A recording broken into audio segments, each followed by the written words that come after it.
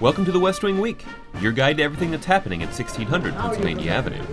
This week, the president urged Congress to take a responsible approach to deficit reduction instead of the indiscriminate across-the-board spending cuts called the sequester. He also met with the Prime Minister of Japan, America's governors, and the country's only all-black Army Ranger unit, and unveiled a truly moving monument to Rosa Parks. That's February 22nd to February 28th, or Hope Springs Eternal. And I will just keep on making my case not only to Congress, but more importantly, the American people. We should take a smart approach to deficit reduction and do it in a way that doesn't endanger our economy and endanger jobs. On Friday, Prime Minister Abe of Japan visited the White House for a bilateral meeting with the president, where they discussed the important relationship between our two countries. At the end, a reporter asked the president to comment on what was at the forefront of everyone's mind that day, the looming sequester. This is not a smart way for us to reduce the deficit.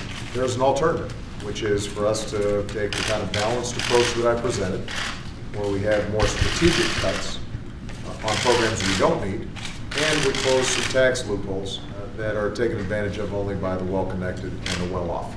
That afternoon, the White House Office of Digital Strategy hosted programmers from across the country for an Open Data Day hackathon, where participants were given access to We the People Petition's API in an effort to find ways to make the online platform both more detailed and more user-friendly. On Monday, the President, Vice President, First Lady, and Dr. Biden spoke at the meeting of the National Governors Association. The President praised governors for working across party lines and called for that same kind of cooperation in Washington, D.C. All of us are elected officials. All of us are concerned about our politics. But at some point, we've got to do some governing. And certainly what we can't do is keep careening from manufactured crisis to manufactured crisis. On Tuesday, the President traveled to Newport News, Virginia, to visit a shipbuilding facility and highlight the devastating impact this sequester would have on jobs and middle-class families, and to urge Congress to take action to replace these arbitrary across-the-board spending cuts with balanced deficit reduction. Do I close funding for the disabled kid or the poor kid? Do I close this Navy shipyard or some other one? When you're doing things in a way that's not smart, you can't gloss over the pain and the impact it's going to have on the economy. And the broader point is, Virginia, we can't just cut our way to prosperity. That's not fair. And it's not good for the economy. West Wing Week caught up with the president and CEO of Huntington Ingalls Industries to hear his take on what's at stake in the sequester negotiations. For our programs, this is really about the generation after next, the administration after next. The platforms that we start this year, the ships that we start this year will be making history for the next 50 years. And so if we could think about future generations, maybe we can find a way to get through this.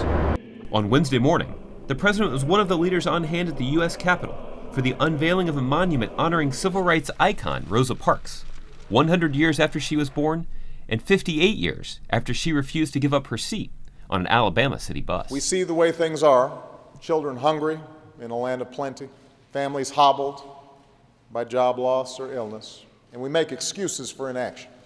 And we say to ourselves, there's nothing I can do. Rosa Parks tells us there's always something we can do. Then, as African American History Month came to a close, the president honored members of the 2nd Ranger Infantry Company, a Ranger light infantry company active during the Korean War, and the United States' first and only all-black Ranger unit. They then all made their way to the East Room, where the president reflected on the meaning of the month-long celebration. Meanwhile, Secretary Duncan helped host a White House event in the South Court Auditorium called Taking Action, creating model emergency management plans for schools, institutions of higher education, and houses of worship. All this is a part of the president's plan to protect our children and communities by reducing gun violence, one of the 23 executive actions to reduce gun violence that he announced on January 16th. Learn from each other, learn together, go back home to our communities. It makes me hopeful about where we can go despite the tremendous challenges we face.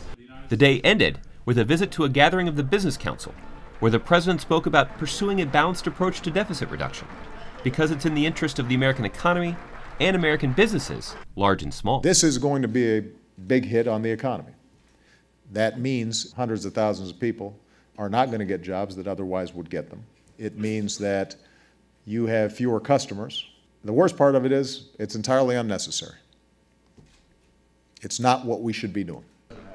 On Thursday, the President met with the Commander-in-Chief of the VFW and the National Commander of the American Legion to find out more information on any of these second-term topics.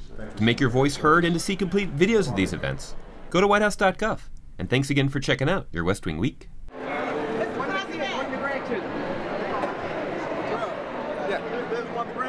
Yeah, well, Parks, the Parks side. Come on. What's your name? Here, go with me. You got the book? Uh-oh. What's your name? How old are you?